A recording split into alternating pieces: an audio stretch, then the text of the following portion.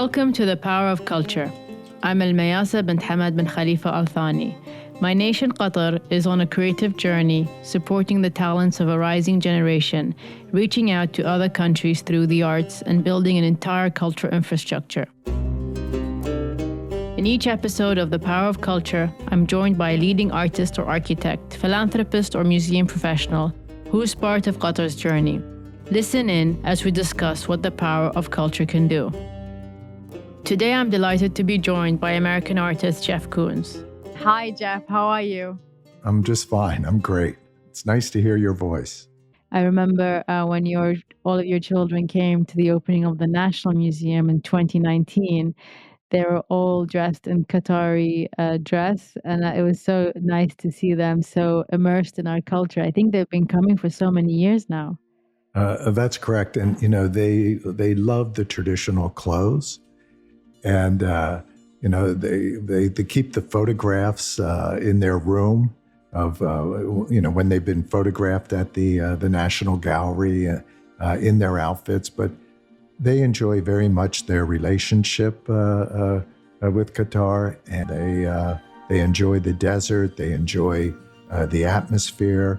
They enjoy to be able to see their friends, a part of your family, your children. And they're really looking forward to everything. Well, my children consider your children as family. I know my children asking me when they knew you were coming, they asked me, are Jeff's kids coming? And they feel like they've known them all their lives. And you've been coming here for 2 decades now. And last time you were here with your family was for the Jeff Koons retrospective, Lost in America. It was the highlight of Qatar-US Years of Culture. So do you want to tell a little bit about that exhibition and what you were trying to achieve with that? Well, I enjoyed, we spoke so many years, over the decades about, being able to have the opportunity to create an exhibition together. And we finally achieved it. And, it was it was special. It was really meaningful that we were able to bring all these works together. This was the largest exhibition of my work in the Middle East. And to bring, the rabbit, balloon monkey, Popeye works, the gazing ball works, Equilibrium, the new, to bring everything together for the audience of the Qatari people and the international people coming to Doha was really, it was wonderful. And it's my belief that it's really probably the most beautiful exhibition of my work that I've ever seen installed. And of course, Massimiliano Gioni was the curator. And it's always been a dream to work with him. And we spent a lot of time working on the model, choosing exactly which pieces would be there. But, I have to tell you, Sheikha Mayassa, I remember walking around through the galleries, and I could sometimes hear awe and wonderment from people, where you could just, you would hear them go, ah. To me, that was fantastic. It was a very, very special moment to be able to feel the communication. I could not have been happier. No, I know. I can, when I visualize a space, I feel the same. I still see it. It was such a strong and powerful exhibition. And I know some of the works you had showed them for the very first time. And I know you said this is your best exhibition, but many people who are lenders or collectors or artists themselves or art historian have also said the same.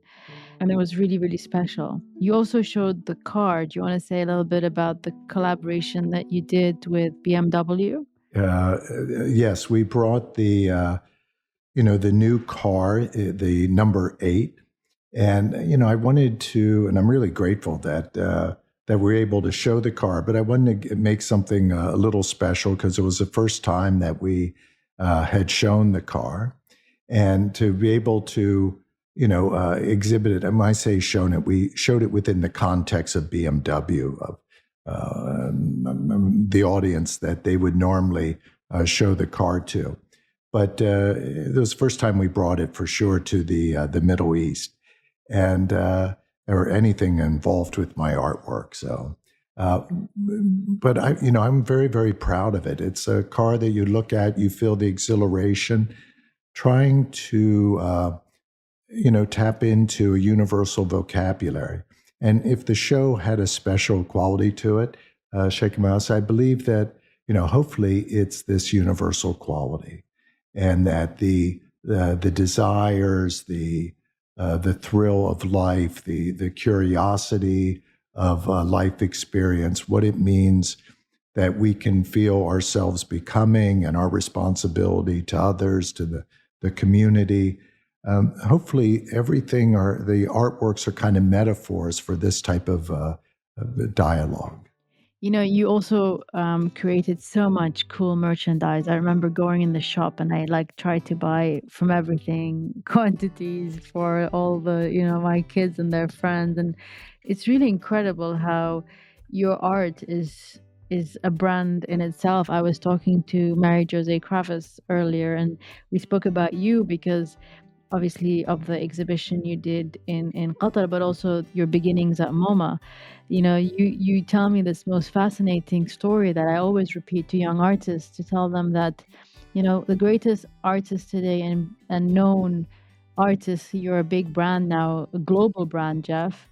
They started from somewhere. And I would love for you to share your story again to our listeners of you starting working at MoMA and then going to I think the sales and membership department and increasing their sales at a very short time. So I'd love for you to share that story again. Sure. Sheikh Mayassa, maybe I'll start back even a little earlier than MoMA. But I was brought up in a middle-class family in the United States, in Pennsylvania. And I was brought up to be self-reliant. And so after school and on weekends, I would go door to door and I would sell chocolates, or I would sell gift wrapping paper, bows, ribbons, cards, different products. And my mother would drive me in our car. She would wait for me as I would go door to door with these products. And for me, my whole artistic life, my journey, really, I can bring philosophically to this moment, because when I would go up and knock on the door, I would never know who was going to greet me, who would open the door, what they would look like. If they opened the door, what type of odors could maybe come from inside the home, from what they were cooking, or if they had animals, whatever the situation would be. If I'd be invited into the home, whether they would have plastic on top of their furniture or what colors would be inside. And I really believe that I started to learn acceptance, and that, both of us had needs. I had kind of my needs. I was there. I, of course, wanted to try to be successful, and that they would acquire one of these products, but they also had their needs, what they were looking for.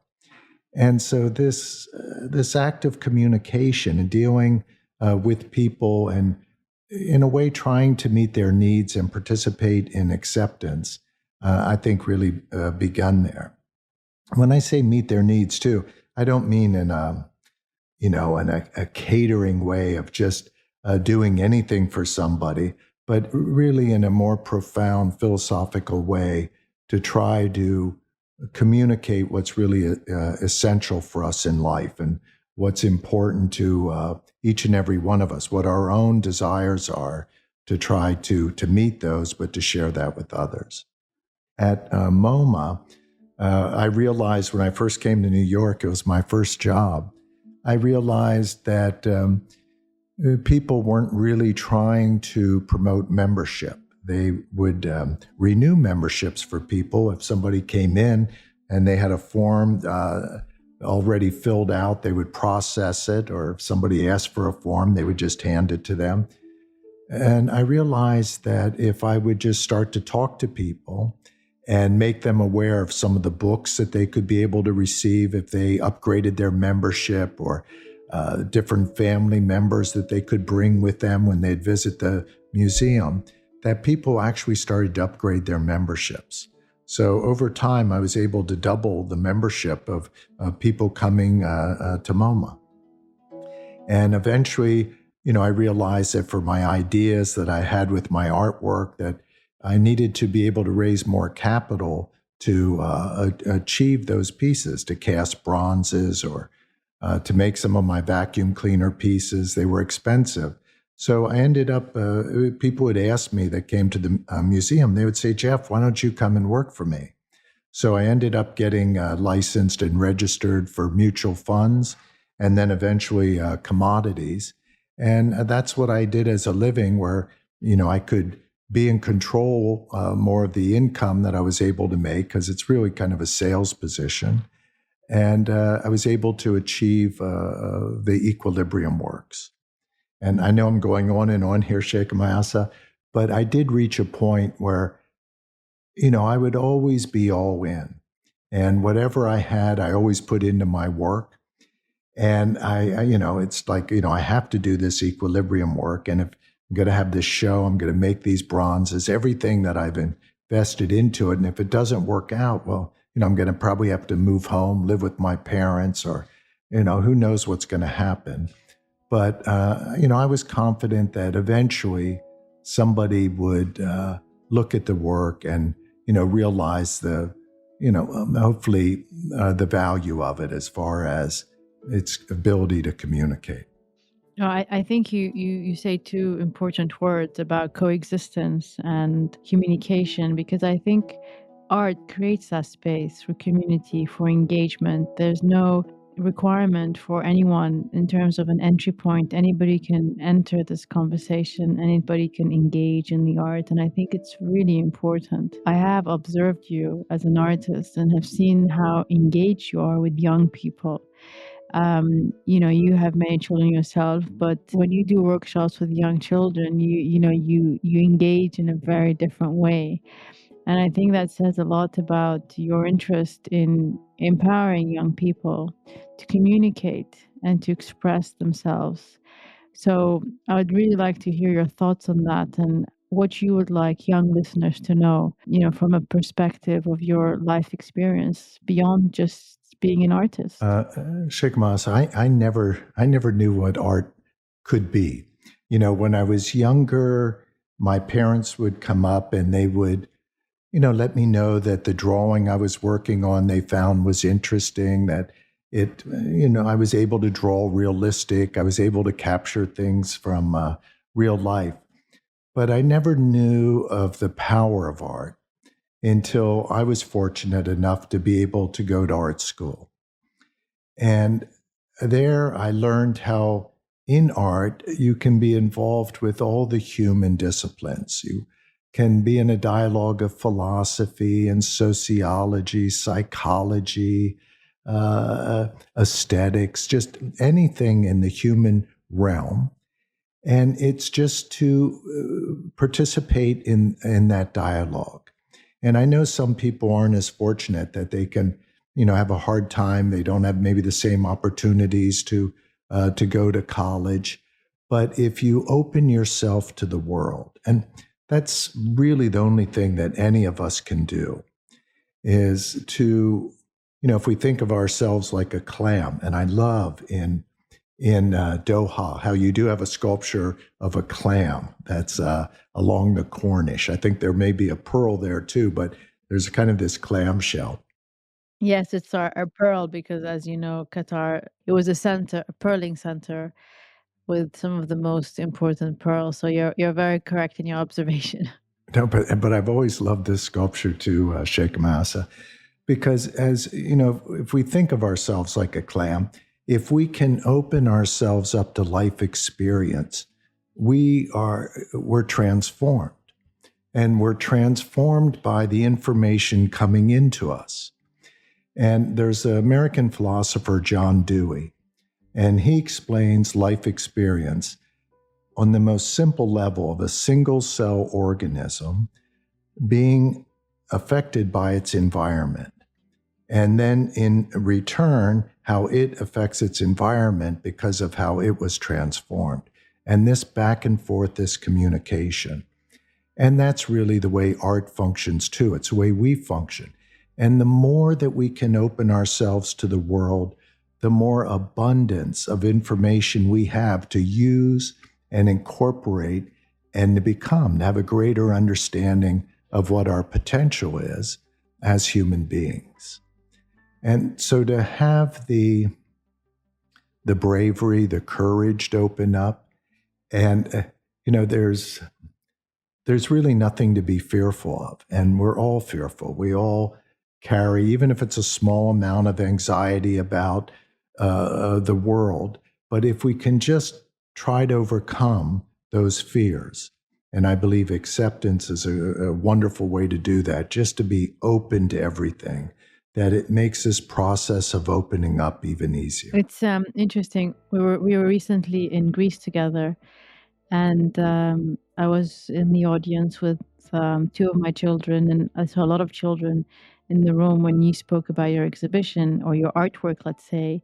And actually, Maximiliano was in conversation with you, and he had curated the Doha exhibition. So I think it was quite natural for him to refer to your exhibition. As you say, it's your best exhibition to date. I hope you don't create a better exhibition than the one in Doha.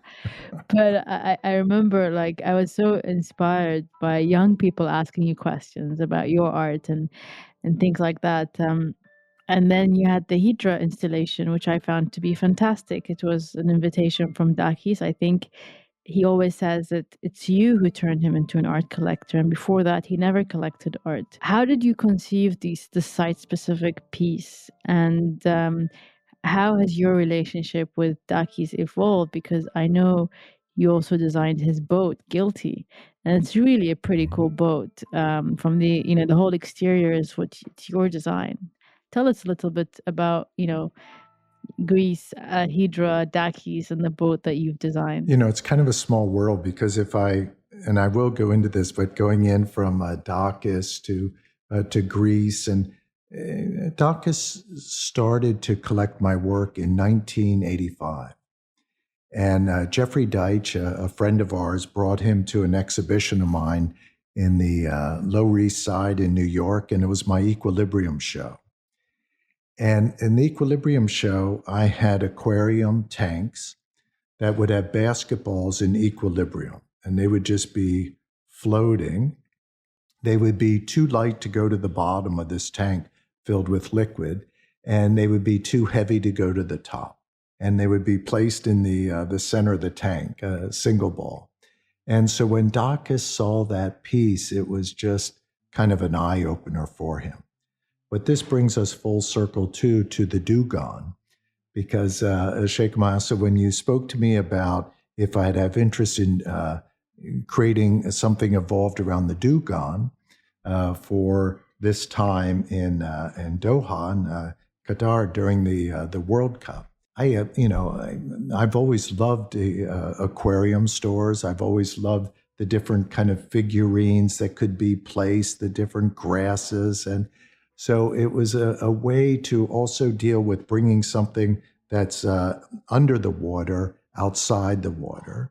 And but at the same time that we would feel like we're under the water. And within the Equilibrium series, I also had balls, half submerged below the water and half above the water.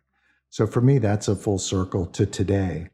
But Dakis has been a great collector of contemporary art in my work, and we've been great friends for decades. And Dakis let me know that, he was going to have his 80th birthday when we were originally supposed to have the unveiling of me doing a series of work for the slaughterhouse in Hydra. But because of the pandemic, we ended up having it last summer. And so Dakis actually turned out to be 83 at the time. But I really just wanted to create kind of a celebration of our friendship, the collecting over the years. And, as artists, we always exercise our freedom. But I wanted to just purely feel just the utmost freedom in any dialogue. And I've seen many exhibitions at the slaughterhouse. The slaughterhouse is an actual slaughterhouse that on hedra, for centuries they would, slit the throats of animals there, and goats and sheep, different animals. And eventually, Dakis got control of the slaughterhouse when they stopped using it, and he would put on art exhibitions there. And so I thought that I wanted to make a metaphysical work that would be site specific, but really be an installation. So on the top of this old stone slaughterhouse, I put a very large wind spinner with the face of Apollo, simplified and made flatter, but still three-dimensional, with the raised nose and cheeks and mouth, eyes. And it was like a wind spinner that you may see, outside in a yard. And the different rays of the sun would spin around depending on how much air is circulating. And so people coming to Hedra would be greeted by this golden wind spinner of Apollo. And Apollo, within mythology, Greek mythology, is the god of light. And underneath this wind spinner, it was up on top of the roof of the slaughterhouse. You would come down towards entering the slaughterhouse, and I had some animals on the left-hand side originally. At one point, I had to discontinue the use of animals. Somebody complained, and the farmer that was loaning us the animals came and got the animals, took them about 2 miles away back to his farm, and they all ran back. So they were enjoying being able to be out of the sun, and they were being fed, and they enjoyed being there. But eventually, those animal stalls were empty. And there was also kind of a dialogue outside of entering into the slaughterhouse about the history of the ready-made. I had Duchamp's urinal, a urinal there representing Duchamp's urinal. I had a bicycle wheel referencing his bicycle wheel. I had just a chair upside down. That was like a dialogue of dealing with, the history of the ready-made. And I remember that a Greek archaeologist, Harry Tesla, one time said to me that, Jeff, the history of the ready-made is much older than Marcel Duchamp. That in ancient times, if somebody would be walking down the road and they'd see a temple had collapsed and they would see a piece of stone, they may just take that stone home and use it above their doorway. And they would, embed it in their doorway. Now their doorway would be complete. And, that's the history of the ready-made, that the ready-made is really about adaptability. And I thought that was just, a wonderful example of the dialogue of the ready-made. Everything's here. Everything's a ready-made. And everything's to be adaptable for our own use in some manner. But when you would go inside the slaughterhouse, I had a figure of Apollo. I had a statue. It was based on a statue that came from northern Libya, from Cyrene. And this was a Greek, a Roman kind of outpost in Libya. And it was a beautiful sculpture that was from the Temple of Apollo there. But it was missing an arm. It was missing another hand. Part of the Qatar was broken. And I decided to rebuild it. And Apollo is also associated with the python. And he's associated with the python for killing the python, and the ability in Delphi of the oracle to be able to prophesize comes from the gases of this kind of deteriorating python. But at the same time, Apollo's son is also associated with healing, and Apollo's powers to heal are also associated with the serpent. But the serpent in the sculpture, I made an automatronic. So it's a robot. It moves. It can move its body, and its tongue comes out. It can slither around. That associated with other kind of metaphysical aspects of treating the walls at a Roman time. So it's not Greek, but and then I have some more contemporary wind spinners installed and contemporary Nike shoes that were cast in bronze. So it was an exhibition that played in metaphysics. And I also created for the first time a soundtrack where I would have a cappella from musicians. Maybe it's Paul McCartney and singing Maybe I'm Amazed. And at the same time, there would be this ancient Qatar music playing to his a cappella. And when I say a cappella, that just means the voice alone. Only hearing his words, but hearing it on top of this ancient music. And there's moments where it's complete chaos. I mean, they just don't fit together. But then there are other moments where the music does come together. And for me, it was really sublime. It's really interesting that the inspiration of the Greek god that you use came from Libya. And it's really interesting times today where the Arab world is perceived in a certain gaze, and you're American, but you've been here so many times, you've been to different places in the Arab world, and it's really interesting for me as Qatar hosts the FIFA World Cup. So many attacks have come our way simply because we're an Arab Muslim country and it's never been here before. It's almost that an Arab Muslim country doesn't deserve to host a tournament like the FIFA World Cup, and that it's meant to stay within the continents of Europe and the US, which is really ironic. And this year, as you know, we're celebrating the years of culture of Qatar Mayassa to really celebrate the diversity of the Arab world. We have exhibitions from different places, from Palestine, Afghanistan, Iraq, the Middle East, with the Orientalist exhibition of Tales of a Connected World that talks about the future Lucille Museum. I don't know if you got a chance to see it when you were here. I know you were here very short, so I don't know if you got to see it. I did see it, Sheikha Massa. I thought it was a fantastic exhibition. And I even, as soon as I got back home, I rewatched Cleopatra, the film. It inspired you to watch it again, huh? Oh, absolutely. And there's scenes in the film that are just, really breathtaking. But, I love the Islamic Museum. And I was fortunate that I wish that I would have read the Silk Roads even sooner. But I was going to Istanbul and I read the Silk Roads. And of course, there's been, over the centuries, all of the trade or millennium, but taking place on the Silk Roads.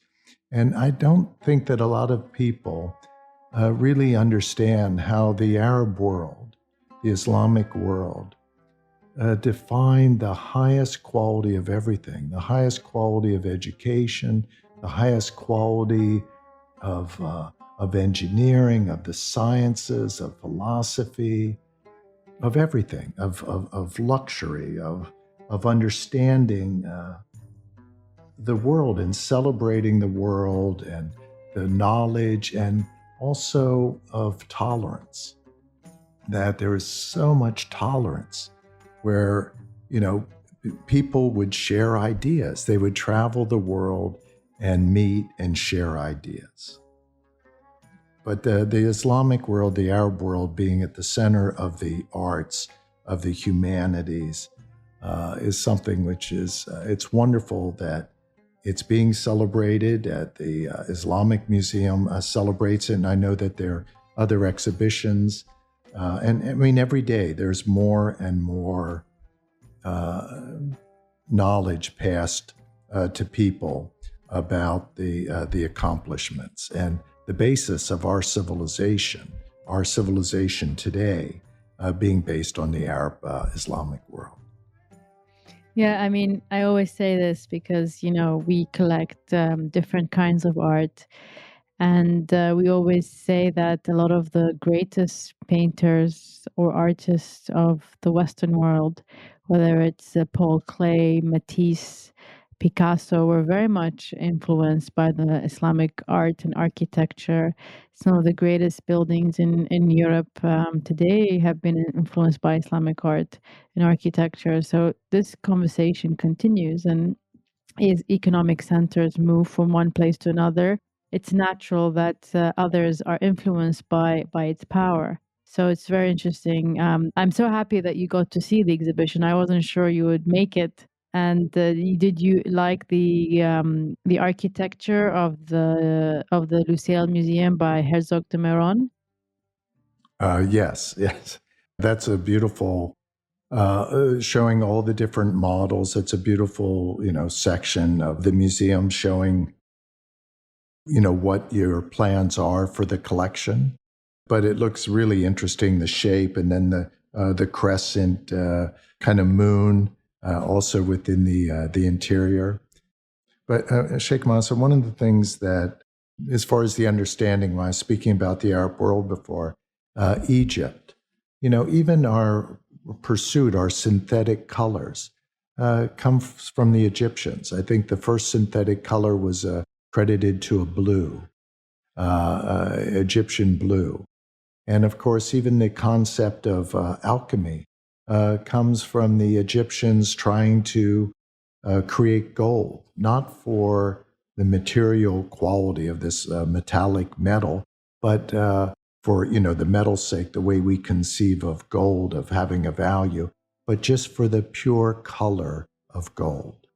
It's interesting though, right? The last exhibition we had in that space was your exhibition, and now it's a completely different kind of group of works. It's more painting, less, the celebration series that you exhibited at the Riwaq. It was incredible. The whole installation. You could see the rabbit on one end, and then you see the monkey in the far end. And in between, you had the party hat, you had the balloon dog, you had the balloon flower, you had all of those works that actually created a lot of problems for you at that time. It was very difficult to produce these works, and it was almost impossible. Maybe you can speak about that experience and how you were able to overcome it. When you become very involved in something, when you follow your interests and you get involved in all the details of those interests, you tend automatically to be pushing something to the edge. So first time I worked in stainless steel was back in the mid 80s, 1986. I worked on an exhibition, Luxury Degradation. And it was the first time I used cast metal, and I wanted it for the reflective quality of stainless steel. And I've always been pulled to stainless steel because it's not truly a luxurious material. It's not platinum. It's not silver. It's something that it could be melted down and you could make pots and pans out of. You could make forks and spoons, kind of utilitarian objects. And that intrigued me about the material. And at the same time, it could have this ability to reflect light in a wonderful, beautiful manner. That it could become, in a way, disorienting through the reflection. But I never wanted somebody to look at my work and enjoy the surface, like, oh, that's a beautiful reflection, and then all of a sudden notice, well, here's an imperfection, here's a seam line, or here's some hole where the metal didn't fill the model exactly the way it should. And everything is done as a way to try to maintain the abstraction for the viewer, their kind of suspension of disbelief. And it's a way to communicate to them that you care about them. Because at the end of the day, objects are just objects. And everything, our life experience, we have this external world, we interact with objects. But the only thing that truly has meaning to us and really affects our lives are other people. And it's what we care about. The most meaningful things are the communications we have with others and our concept that we have of ourself and how we can, partake in a community. Nothing else really has any meaning. We can make our lives better for each other, learning how to build shelters and all different forms of transportation or different things of the external world. But at the end of the day, it comes down to finding meaning in our life experience and interacting, sharing that with others, or living that experience out with others. I think you talk about such an important topic about the importance of community and reaching out and connecting to others at a time where we see that the media and social media have polarized communities around the world, and it's really important to use the power of culture and art to bring communities together, to engage in conversations and allow for people to really understand each other's worlds. Jeff, I wanted to ask you, are there any projects that you still have not realized as an artist that you'd like to see happen? Or because you've moved from different mediums, you've done paintings, you've done sculpture with steel, you've done, is it porcelain or ceramic sculptures? Mhm. Is there something that you still haven't done as an artist and wish to realize? I want to continue to become. And, Sheikha Massa, I hope that I can become, a better human being, a vaster human being. I hope that I can wake up some moment and really exercise the freedom that I have within my being, my biological being, to have as most profound experience possible of an understanding of our lives. That's, I'm always working towards that.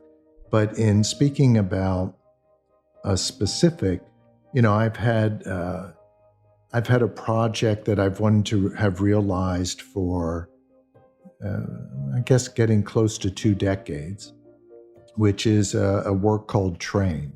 And Train is a public sculpture. That's one of the reasons that it means a lot to me, because to be able to celebrate both personal feelings and sensations, and at the same time to be connected to a community in dialogue with experience, I find as an understanding of a highlight of what art can be. And when I was younger, very young, I went on top of a sculpture very high above a city in Philadelphia of William Penn. And I had the awe and wonderment of this big bronze sculpture. And then we could look out over the city of Philadelphia, and you could feel the sense of community within the American history, a sense of community. And in my own life, I've wanted to create something more abstract than that. It's about feelings and sense of self, but of the gathering of a community. And Train is a work that it's a crane, and the crane is a symbol of transforming, of building something. And hanging from this crane, face down towards the ground, is a 1941 steam engine, the 2900. And it's one of the largest steam engines ever produced. It's 70 feet in length. And this steam train engine is not going to be a real steam train engine. It will be so authentic in looking like a real engine and perform with all the authenticity of a real engine, but it will be different because all of its bearings will be internal, and the type of steam creation for the exhaust, everything of the train is different. It's engineered only for performance and looking visually. But a real train takes 8 hours to build up enough energy to pull out of a train station, one of these old steam trains. But this train, if you're sitting around the train and you're looking, you may start to notice that the firebox, which is up where the engineer of the train would be sitting, putting in fuel into the train, you may start to see that the light is flickering, that it must be getting hot there. Or maybe 5 minutes later, you would hear a gear change and a little steam starting to come out of a valve. And within 30 minutes, all of a sudden, this train you could realize is going to start to do something, and a light would come on and you would hear a ding ding, and then you would start to hear the train move and see the train move. The pistons would be firing, and very slowly, like a real train, it would start to pull out, even though it's just hanging from the ground. It's in midair, and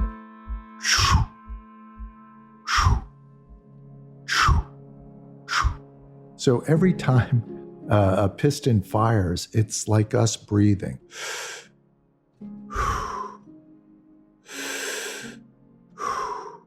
So of course, the train is a metaphor for us, for human life.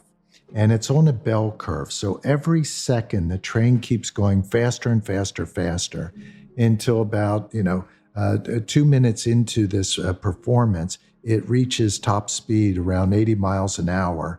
And it's kind of a plateau of speed, a huge plumage of steam coming out. Everything's environmentally sound, and everything's good. And you'll hear a woo, woo, woo, woo, woo, woo. This kind of plateau of accomplishment of this train, a sense of aspiration. And then it's on the same curve, bell curve that it went up, it'll take the same bell curve going down. So every second it's going a little slower, little slower, little slower, until about 2 minutes at the end, you come down to the last, and the last kind of puff of steam comes out. And, the light goes out, and it's just. But during this whole event, people are standing right underneath this engine. And to this day, the steam engine is one of the most powerful type of images that you can be around. We have all different types of power today, but when you're around a steam engine, because of this relation to the human body, the power is undeniable. And it's something that you feel it in your own body, and a whole group of people will be rallying around this spectacle. And it performs the way, squares perform, city squares or different architectural monuments, different things perform to rally people together. So you not only have this tremendous experience with the self, but you're able to share that with others. You're able to look at the person beside you and go kind of like, wow. Your excitement for this work is quite contagious. I feel like it's such an incredible idea, and I hope you are able to realize it. And this really connects well to my last question for you, Jeff. You've been coming to Qatar for about 20 years, I think, and there's been a huge evolution in our culture scene. We've opened new museums, new creative hubs. We've done different exhibitions. Actually, Maximiliano just curated the Valentino exhibition alongside the Valentino team. What's your own interpretation about this evolution for Qatar's culture scene? I think it's wonderful. I think that Qatar's cultural scene is, completely involved with this dialogue of sharing cultures, ways of looking at culture. When I spoke before about a sense of tolerance, it's about shared ideas. Within the arts, there are different ways of looking at the arts. It's a dialogue. And some areas you can look at a work and you can absorb completely. And there are other areas that maybe don't speak, so precisely to you, or that you care so much about. But still, the the chance for that dialogue, the information of that dialogue, I think is really important. And I've seen the number of artists in Doha and in Qatar. Even I went to exhibitions. I remember coming to the Firehouse when the Firehouse was just started to have its sense of location. I've seen that blossom. I went to an exhibition on my last trip, Sheikha Massa. We were actually there together.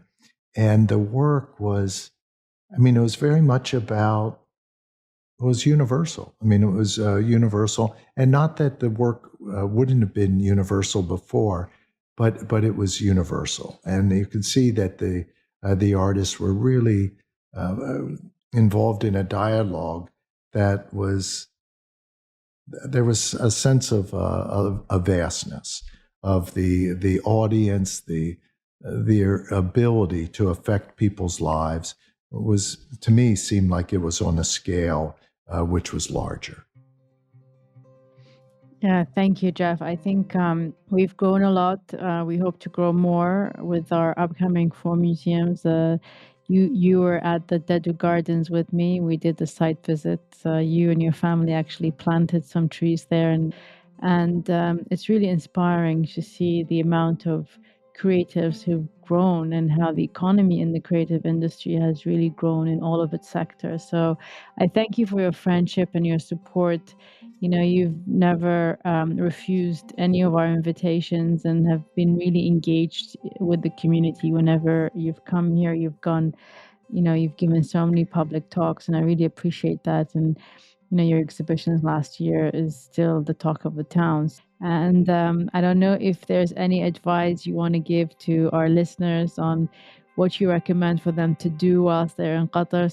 Well, to take advantage of the museums, of the cultural scene, the swimming. I know that my family really always enjoys swimming when they're there, but to go to the Corniche, to go along the Corniche, to go into the desert. It's always fantastic. First of all, you'd be able to see the Richard Serre and Olafur Olafsson has a piece there now. And, you know, to be able to go dune riding, that's always a lot of fun. But just there's so many areas to be able to experience in Qatar. I know getting off the plane on my last trip and coming in from the airport and just enjoying the lights coming from the airport to downtown, I thought nobody's going to want to leave. Thank you, Jeff. That's really a big compliment. We've worked very hard for this moment, and you're right. The Hamad International Airport is amazing.